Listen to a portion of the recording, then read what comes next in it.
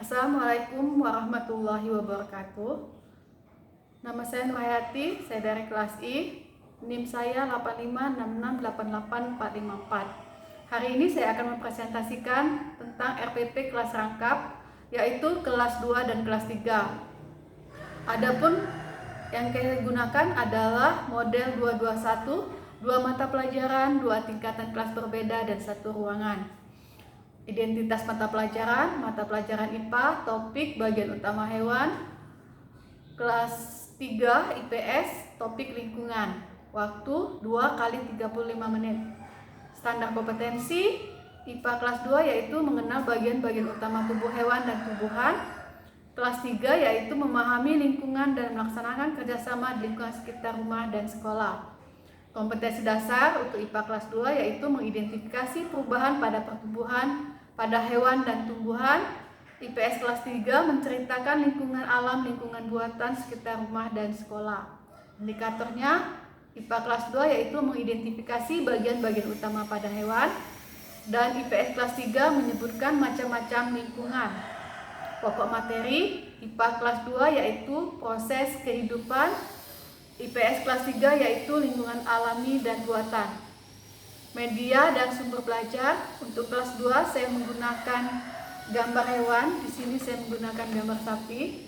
Untuk kelas 3 saya menggunakan gambar lingkungan, yaitu lingkungan buatan dan lingkungan alami. Setelah itu sama-sama menggunakan spidol dan lakban, papan tulis, dan buku pembelajaran. Untuk metode pembelajaran saya menggunakan penugasan, diskusi, tanya jawab, ceramah, dan latihan.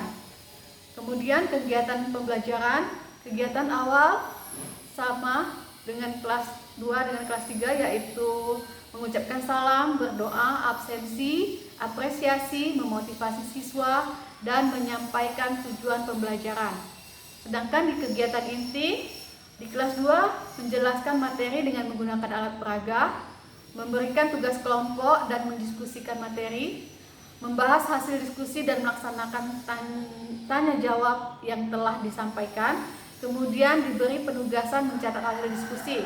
Sedangkan di kelas 3 yaitu memberikan tugas kelompok untuk berdiskusi materi, kemudian menjelaskan materi dengan menggunakan alat peraga dan membahas hasil diskusi, kemudian memberikan penugasan mencatat hasil diskusi dan melakukan tanya jawab.